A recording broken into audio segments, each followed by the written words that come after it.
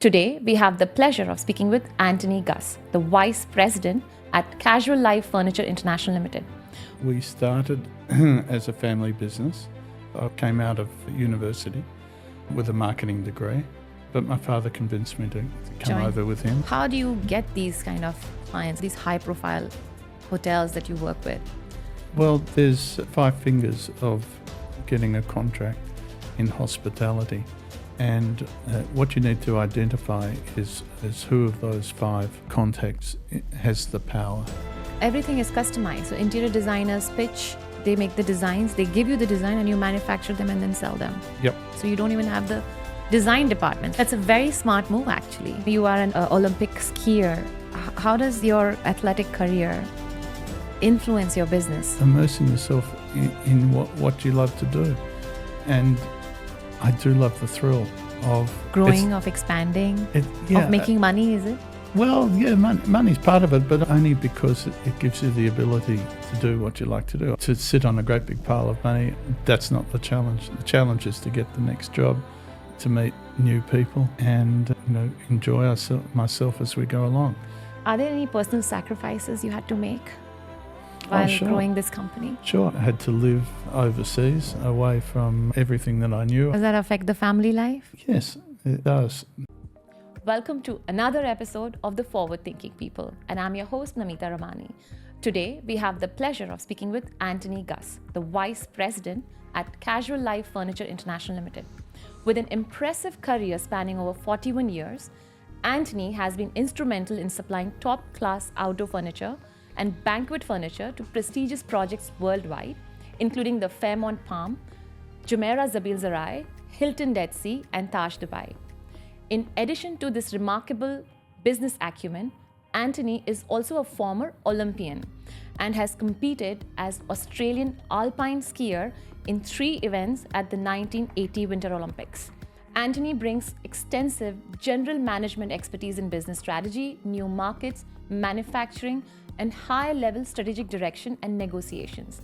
His remarkable journey with Casual Life has seen the company become a leading manufacturer in the industry, with Antony's leading its offices to new heights in the UAE.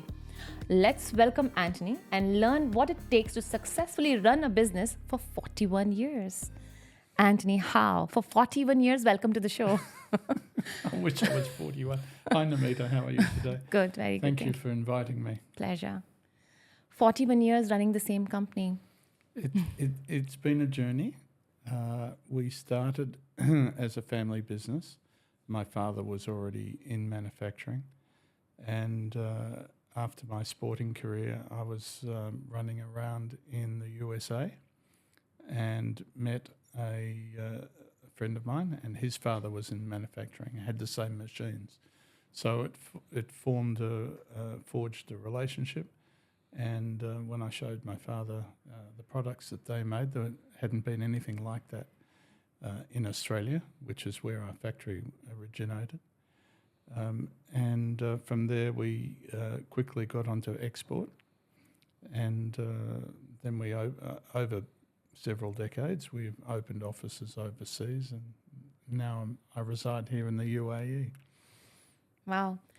So you always wanted to join the family business? You were never a try. If it was not this, would you be doing something else by any chance? No, absolutely. Actually, I wanted to do other things. I came out of university with a marketing degree, and I got myself a top-notch job at a marketing company that was selling sweet products. But my father convinced me to come over with him, and it's been my whole working life. We've been working together. That's why I'm vice president. In your introduction, you said vice president. My father's quite elderly now, so most of the decisions I make myself, of course. But it's nice to be vice president because it gives me an ability to sit back and say, well, I have to ask the president and make a decision which hopefully is in the best interests of the company rather than an off-the-cuff decision. It gives me a breathing space. And buy some time. To buy some time. If there's something pressing, I say, well, I'm only the vice president. So I think it's a good idea. I don't know. Against that, of course, being CEO people also respect that in business. But I like to fly a little bit under the radar and just take it a bit more easy. Company name, of course, is Casual Life. Yeah. So we try and not make it over complicated. So it was from the beginning for 41 years into outdoor furniture? Yes. Always? Yes, my father was in manufacturing of furniture already, and we went into manufacturing of outdoor furniture. In those days, outdoor furniture was very limited. The designs were very basic. You're talking which year exactly? About 1981, Imagine. 82, something Wow. like that. You could go to the hardware store and buy very basic outdoor furniture. There was no real design at that stage available in Australia. And so we manufactured. And quickly we found a good niche in the hospitality trade, the hotels and resorts that were being built in Australia. And then from that, the interior designers and the hotel operators dragged us into Asia. We had very good years in Hong Kong and Singapore supplying hotels. And then that growth became evident here in the Middle East. So I was travelling here more and more. And in the end, it's where you have to be. This hospitality growth in this area has been incredible. Yeah. Anybody who lives in Dubai well knows, for example, the Marina project. It was sand and nothing, and now there's 110 high-rise buildings here. The opportunity's been amazing in this region, with challenges, of course. That's what we need to discuss. So what are the challenges you faced with the opportunities that came for you? Well, originally when I came here, I was told that I didn't understand the rules and regulations. Obviously in Australia, with the Westminster legal system, things are very well organised. When you go or have a dispute, you've got a fairly good idea of the result that you might achieve at court if it goes to legal. Mm-hmm. Here, it was not so. You'd go to the ruler's court. Principles that apply in Australia didn't necessarily apply here. And just simple things like driving. You know, I was told, beware of the local drivers. If you have an accident, for sure, it's going to be your fault, you know. So I didn't drive for the first 5 years. I was petrified, you know. And other things, as far as business was concerned, there is a lot of antiquated red tape, or there was, 2010 and so forth before that. So we started here as a joint venture with a local family. Right. A large. That was the norm at that time. You could not open a company without a local partner. You had to have a local partner that owned 51%. Yeah. But more than that, I didn't even want to open our own company. So I took the product and the concept. We were already selling in the market as a foreign company, Australian, selling in. And that had some benefits, actually. Benefits in that nobody expected credit for an overseas company. So we got paid as we shipped, rather than when we delivered.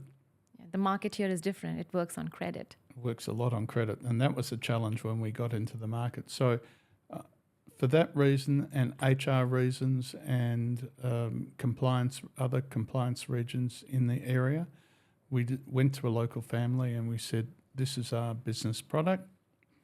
We've already got runs and orders happening. I would like to operate as a division of you. Okay. And rather than opening a new company with that local, a division, okay? So we just opened a division under a well-established company. They had all the lawyers, they had all the HR, and trade licenses and bank accounts and so forth. Right. So that was an easy startup, very quick. And the deal was that we gave them a percentage of the turnover. They collected all the money, so I was at risk. But they were a big company and this was fairly small in the overall scheme of their family business. and we gave them a percentage of the sales virtually for using their infrastructure. Right. And they were happy with that for a while. A few years later, I started to drive. I got a license, and we opened our own company. So we've moved on from there. It's not that difficult to drive in Dubai. In fact, the police is very friendly. And if you meet an accident, they actually come and laugh with you and tell you, don't worry, it'll be fine. And They're very good. it's the best country to drive and live in, I would say, Dubai. Well, I don't know if it's the best country to drive. There's so many competing nationalities with different. Now it's changing. The world is changing since then to now. Yes, yeah. As new drivers are coming in. Going back to you mentioned you acquired, like you have all these high-profile hotels that you work with. How do you get these kind of clients? How do you approach? How do you negotiate deals? We'd love to learn the way to crack deals with these big, giant hotels. Sure. Well, there's really five fingers of getting a contract in hospitality. And what you need to identify is who of those five contacts has the power. Okay. So generally you'll have a developer. So that might be in this region, might be Nakheel or Emaar or someone like that. And then you'll have the hotel operator. So that might be a Hilton, a Hyatt, a Jumeirah hotel, like that. So the developer might be putting the whole show on. The hotel operator might be running it. Then you have interior designers, and they might have a contract whereby it's an iconic design. For example, something like the Burj Al Arab. That's such an iconic design. I'm sure that all of that had been done before I arrived in that was the first major project in Dubai, and with Emirates Towers, which happened pretty much before we were here. But I imagine that the interior architect was right onto the design to make sure everything was perfect. So I think in that case, they would have had the power. So we need to, decision making. Then there's the hotel purchasing team, and often they'll be involved, or there might be a procurement agent.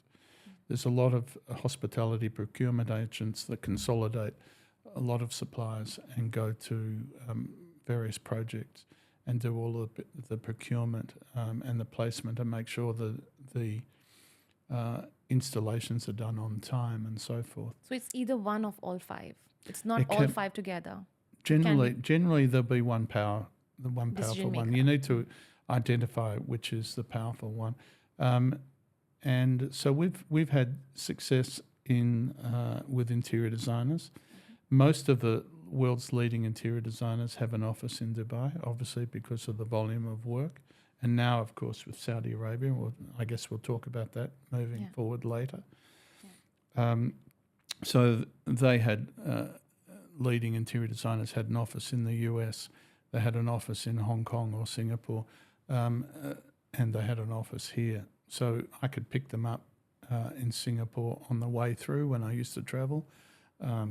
Have a meeting. Find out more about the project, identify the projects. And similarly with the hotel general managers, if you do a good job on one project, that then general manager might move, drags you through. And the reference moves with the person. Snowballs like that. And the same with the developers. They're doing multiple projects, and they are looking for reliable supply and on-time supply, quality.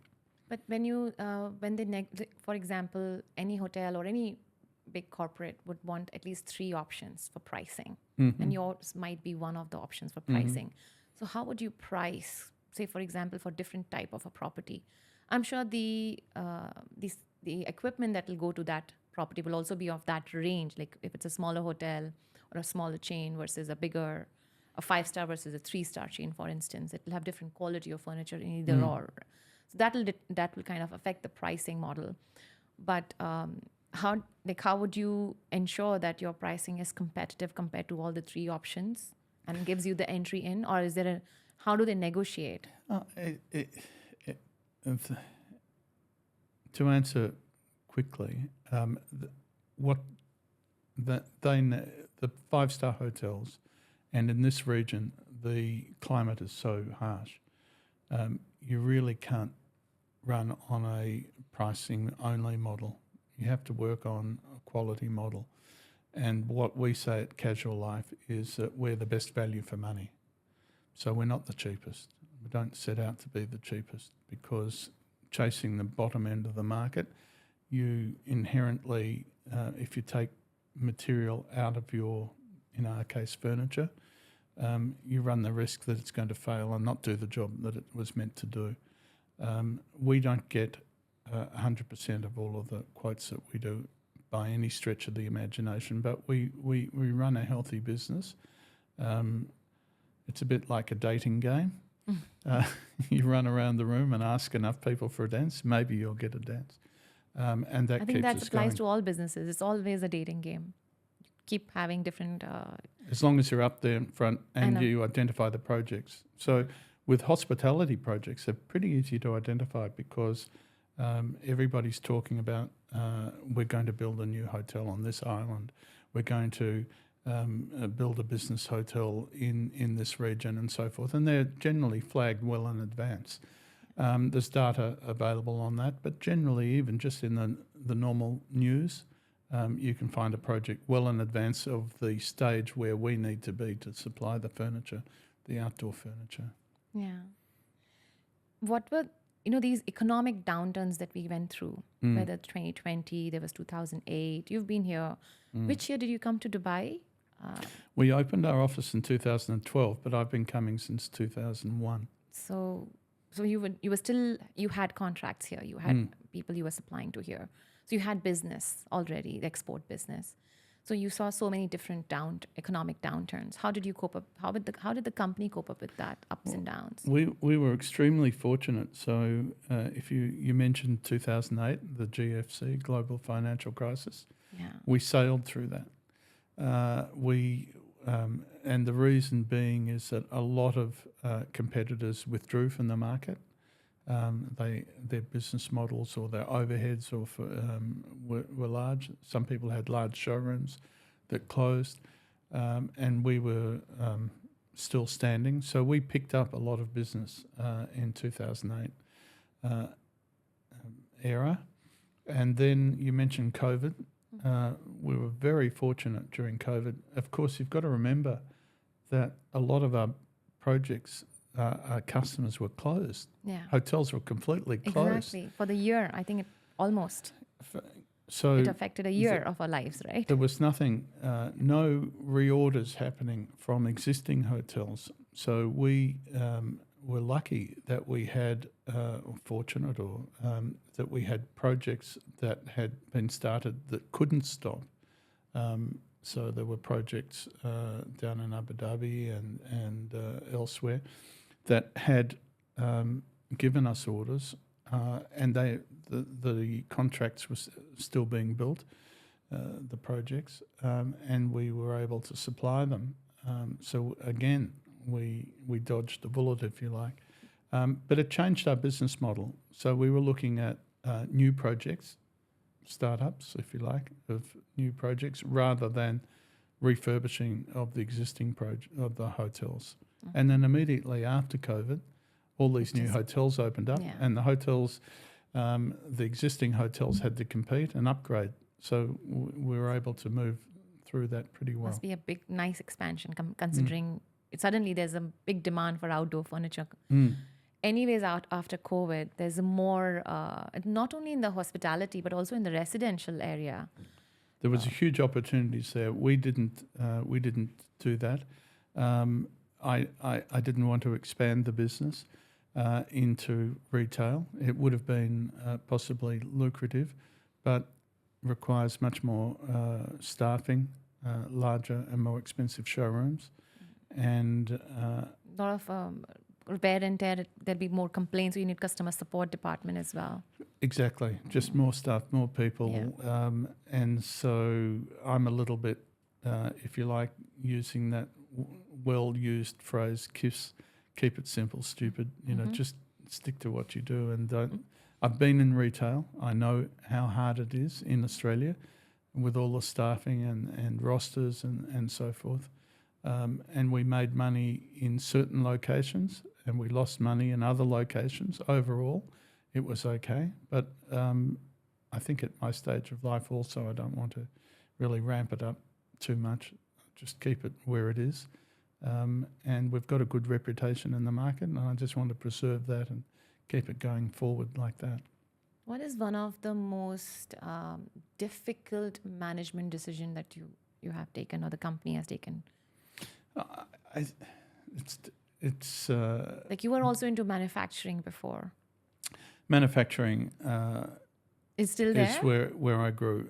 We've turned into, so we had factories in Australia. The labour market in Australia, very difficult and expensive compared to Asia, China, Vietnam and so forth. And we had significant cost pressures to manufacture and ship so far. Australia's quite far. And everything's expensive. So what we did is we put all the machinery in containers and we did a joint venture with some local people in China and Indonesia who had the factories. We had the tooling, the know-how and the designs. And so we did sort of mini joint ventures with them. Right. So we morphed from a manufacturing business into a sales and distribution business. So I passed off all the HR issues to the Chinese company, to the Chinese company, Asian company partners that you have. The partners. So we didn't have to do all. What about the design and all of the development? We retained all of that. So you still do that? Yeah. All the design is it with you? Yeah. But the manufacturing is with the Asian joint ventures that you have. And the business moved also from producing a product. So we really provide a service now, and it's been a change together with changing out of manufacturing. In manufacturing, you really need enough produce and manufacturing to keep moving, and so you produce a range and you sell it. Yeah. And then you appeal to the interior designer and say, please buy my product, please buy my product. It's good for this reason and we're trying to appease your design. What's happened a lot with these international hotel projects is they have a brand standard themselves. And the interior designers coming from all over the world, and these projects are often done well before we get involved. So we were spending a lot of time trying to convince the customer to buy your product, which is ready. Over and swap out the specified product. Yeah. And so we decided to work more closely with the client's own designs, suggested to them how they could make it better, but kept the overall design concept as they wanted. So that shortened our lead time to get the contracts. Okay, so everything is customized. So interior designers pitch, they make the designs, they give you the design and you manufacture them and then sell them. Yep. There's nothing ready-made here. So you don't even have the design department. So that's an amazing move. That's a very smart move, actually. Well, if you think about it. You cut down so many costs and so much workload, because coming up with trendy design, even that's work. And the marketing is very expensive. Yeah. Okay, marketing now these days. I mean, you're an expert in.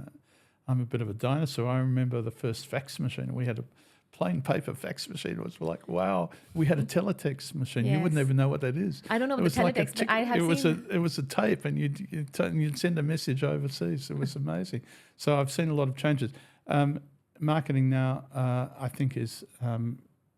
Probably more challenging because it's becoming tougher and tougher. You've got more people with opinions, but it's easier to get to market. We had to print catalogues, hard copy catalogues. There was a time when catalog wasn't trending. The people would have brochures. I've made tons of brochures in the early stages of the business because in 2000, when I started the company, nobody wanted a website.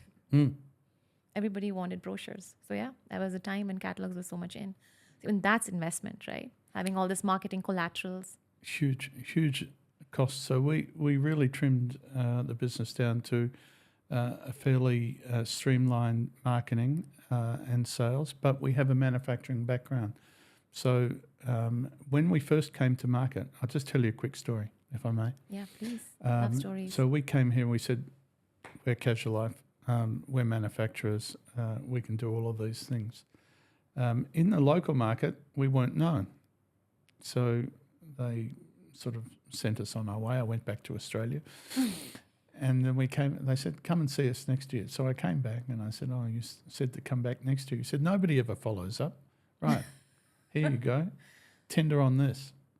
Okay. And I said, okay, do you have any specific requirements? Yes, we've had a complete disaster recently from some suppliers from the US. And I said, okay, show me if you've got time. So we went through and we re-engineered the whole product for them.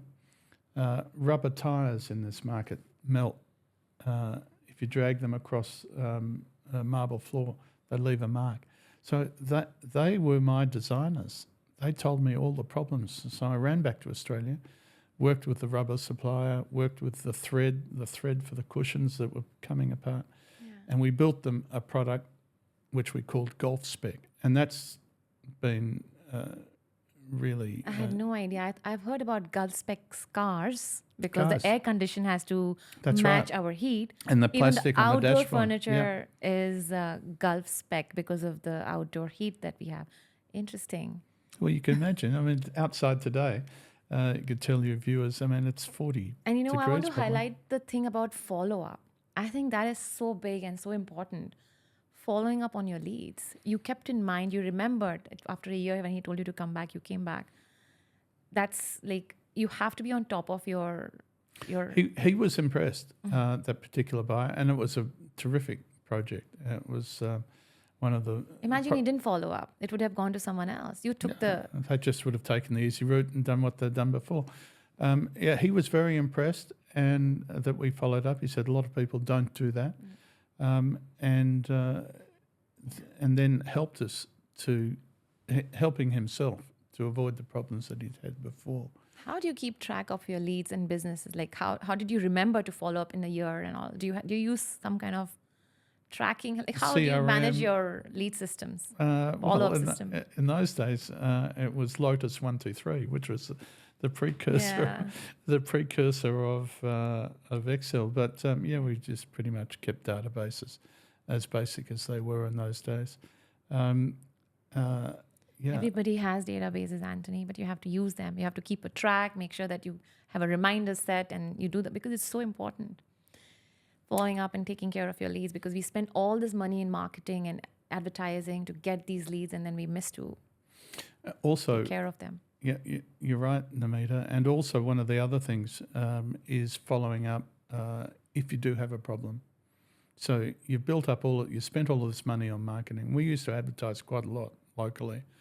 In Australia. And or here, in Dubai also. Yeah, in Dubai, in various magazines and hotel shows and all of those expenses.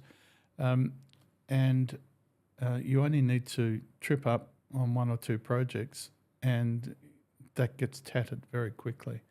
So important, if you have a warranty claim, wear it, get onto it. I don't know the audience here, but things happen. I was going to say something else. Things happen. Wear it, get on with it, replace it, repair it, do whatever you have to do. That's customer service. It's customer service, and that lacks a lot in this market. So that stood us in good stead. Customer service, being there for the customer, following up if there's any problem. This defines the values of the company and how the company values quality. And then no matter how much you charge me, I would love to come back and still pay you the price because I know that the product comes with this warranty. And we use the last project as our reference for the next. So you can't do that if you're taking too much money out. If you're just only interested in dollars, we're interested. I'm competitive, as you mentioned. I was a sportsman. The chase is much more fun than the delivery. But if you don't do the delivery, you don't get to chase the next time. So yeah, you need to round it out. Dubai in general, the market is so small, everybody knows everybody. So if you have one bad customer, it will spread faster than having one good customer, because people talk bad experiences much more faster than That's good, right. isn't That's it? right. You are now expanding to different markets. I would love for you to share with us, how do you find out new markets and what challenges you face and how do you enter these new markets? Well, what's happening now in this region, in the Gulf states, is nearly a duplicate of 20 years ago of what happened here in the UAE. So our first experience to the UAE, and you know, I lived in Australia most of the time, and we were very familiar with Asia, but the Middle East was a bit foreign, and you know, people thought bombs were flying over the top and so forth, and all my friends thought I was absolutely mad to come here. But like anything, you gain experience, and now it's a vibrant hub. And Even the bombs are still flying. well, not really. We hardly know them. We have mutual friends in Iraq, but anyhow. So I came up here. I appointed a marketing agent up here, and that cost us a bit of money, and it wasn't that successful. So I thought I'd come up and do it myself. What was the job of the marketing agent? To go find out new markets? Yeah, to find projects and so forth. He'd identified us Like a sales doing well. person. He was a salesman, a self-employed salesman, and he took a fee for introducing us to various customers. Like a finder's fee, percentage of the first invoice or something? And a retainer, ongoing retainer. And when I came up, I thought, well, this is just ridiculous. I'll go up and have a look myself. Came to a trade show or two, took myself around, introduced myself to various people. And as I said, we were invited to come back next year. Now, in this market, there's no, in those days, there was no early adopters. They wanted proven product. They wanted brand names. They wanted so forth. And we weren't known in this market. We'd done a few small jobs through agents, but nothing major. So it was a great breakthrough to get the first one. Once we got the first one, then you have which was a major, you've got that as a reference, and it snowballed from there. So going back to looking after your customers, very important. Just ring them up, how they're doing. And Dubai is small, as you said. It's a little bit incestuous. Hotel general managers move around. They drag you through or reject you, depending on how you've performed before. And we just try and, as I said, give them the best value for money with service that we can. But is Casual Life expanding now to other markets? Have you... Sorry, I got off the track. So coming here to Dubai, which was 20 years ago, just expanding massively, and is about to have another growth. I think possibly to compete with the massive growth that's in Saudi. You'd have to have your head in the sand, so to say, if you didn't know what was happening in Saudi now. These giga projects that are being built, and it's all based around hospitality, which is our industry. So there's great opportunity there. Big opportunities for you there. What are the biggest challenges of entering Saudi? Love for you to share that with us. Saudi. Opening the trade license, having the trade license, having partner. Very difficult. Very difficult. We don't have somebody who we can necessarily rely on in Saudi. We wanted to do it ourselves because we've had the experience here, trading through others. So we found an opportunity to have our own company in Saudi without a Saudi partner, which is quite unique because... Out of Saudi partner? Sorry. Without a Saudi, okay. Sorry, without, okay. Because like Dubai was up until recently, where you had to have a 51% partner. It's different over there. Silent. Saudi is the same now. Is okay. Dubai has now relegated that rule So you can own 100% of your company here in the UAE, zone, yeah. but in Saudi you can't. So we found a way around that through a chain of companies where we can control our What own is that Saudi. way? Maybe you can share with us. If any of the audience listening wants to expand to Saudi without having a local partner. Can I say it's not the cheapest way? Okay. But I think it's the most robust in the long term, where you control the own company. What is the way? Okay. Next podcast. We'll talk more about expanding in Saudi then. That's right. But basically, we have a special purpose vehicle, an SPV here in UAE, which is a company that owns the company in Saudi. Oh, okay. So you tied up with some company here. So no, we've set up a dedicated company to own the Saudi company, and because it's in the GCC, and we have some GCC people in there, we can control that Saudi company 100%. You still need a trade license in Saudi to operate in Trade Saudi. license, So and it's like a branch office for. No, it's a complete limited company in Saudi, but we don't have a Saudi partner, so we control our own destiny.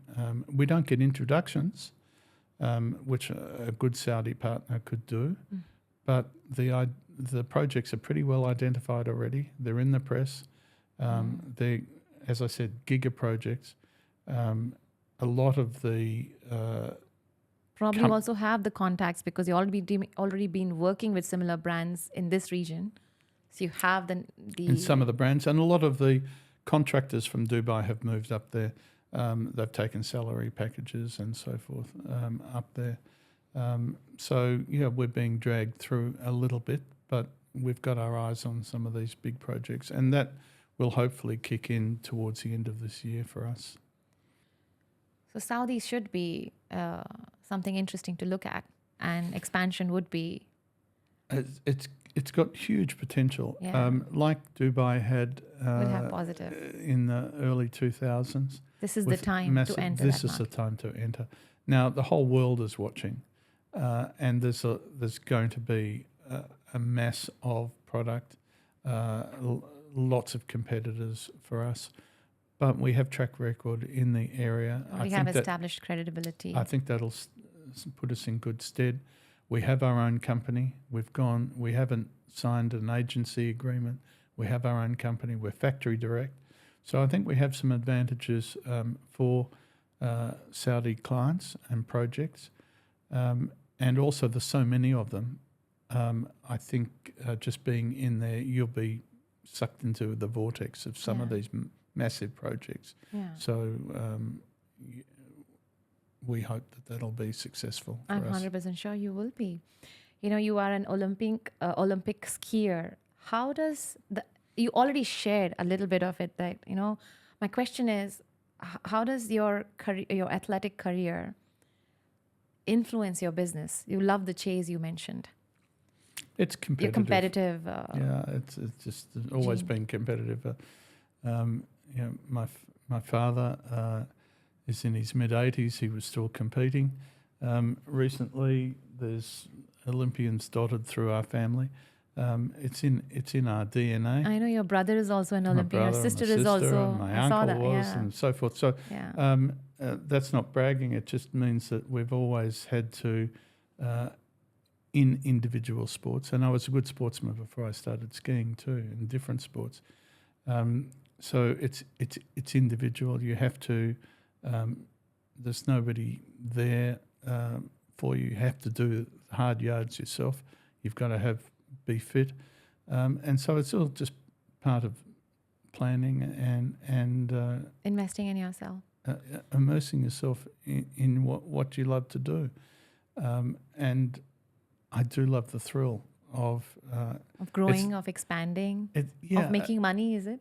Well, yeah, money's part of it, but only because it gives you the ability to do what you like to do. I've just built a completely ridiculous 1950s car because it's something that my mother would never let me do when I was young. I've got a motorbike, so this is all great. So money facilitates that. Of course, you can't do it without money, but to sit on a great big pile of money, that's not the challenge. The challenge is to get the next job, to meet new people, and enjoy myself as we go along.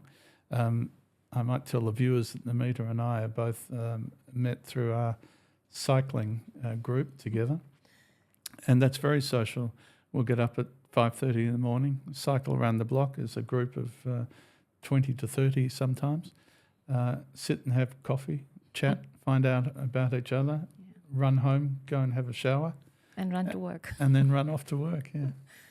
That's Is there right. any, Social as well. social, yeah.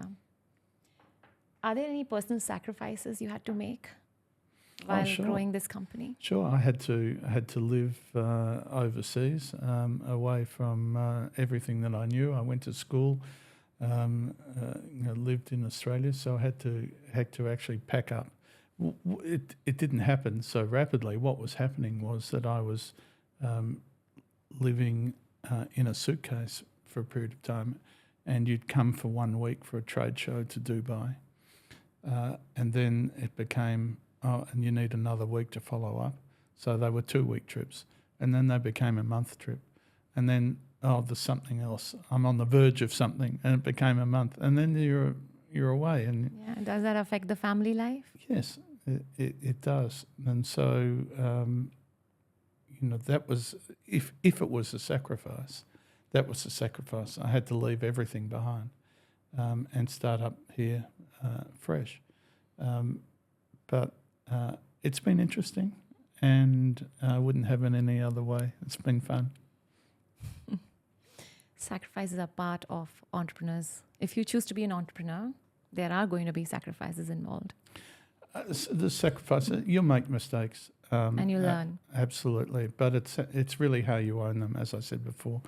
There's different paths that we looked at. We looked at retailing. I wasn't as successful with HR. You asked me things that I liked the least, and that is the paperwork and compliance and HR issues in business. But you've got to suck it and see, and just deal with it. You have to do what you have to do. You have to do. There are many parts of business that you might not enjoy doing, but you have to do what you have to do because it's your business. And one of the challenges in this market for young entrepreneurs is make sure you get paid. That's the number one, because it's not always guaranteed here. And the rules, as I said before, are not necessarily clear, and it's expensive. So if you need to chase anybody for funds, it's a real challenge in this market. Whereas in Australia and a lot of Western countries, there's clear set bankruptcy laws, there's clear small business claims tribunals and so forth. That is not evident here, and you can get awfully hung up on collections as well. Have the right payment terms and the collection terms. Which changed when we came here. So it was to our detriment to actually move here. So we picked up because we're a local LLC, and in the early days of UAE, you needed to have a LLC license, limited liability license here to get the big projects. But moving out of our comfort zone from an overseas company where we would be paid on shipment, we then had to now give credit, and we were competing not only in price but on credit terms. Yeah. So we just 90-day credit, 60-day credit, so all of that type of thing. Different kind of. So we were funding these projects, and we don't, that's really not our business. So we walk away from a few too. We walked away from a big if the project. payment terms are not according to what you want, walk away. That's a good advice. Yeah, it just was too difficult. It was guaranteed. It was even by letter of credit, but it was letter of credit months in advance, and you can't do that and offer reasonable prices. Yeah. So it just didn't work for us. So we just walked away, as much as we didn't want to. And we're still here. So there you are. One last question, Anthony. What you are, all your family is into sports. Your father is still a sports person. At his age, he's doing his knee surgeries and going for skiing trips and scuba diving trips. And yourself, how important is it to stay fit while you're also running? And what do you do? Can you share with us some tips? Like, what motivates you to keep going and make sure you get up every morning and go for that cycling in spite of having late nights? I enjoy the company. So choose a sport which gives you company, which has community feel to it. Yeah. That keep you together. It has been in the family. My grandmother skied until she was late 80s. Until she ran out of friends to ski with, actually. It was her problem because she didn't want to do it by herself. I've never heard that problem, by the way. That's the first. And tennis, we had tennis courts at home and in our holiday house, and my grandparents sports had has tennis been courts. part of the family. So we've life. always done things, and it's a great thing to bring families together. Yeah. But it's also social. Here in Dubai, we have fabulous facilities for cycling.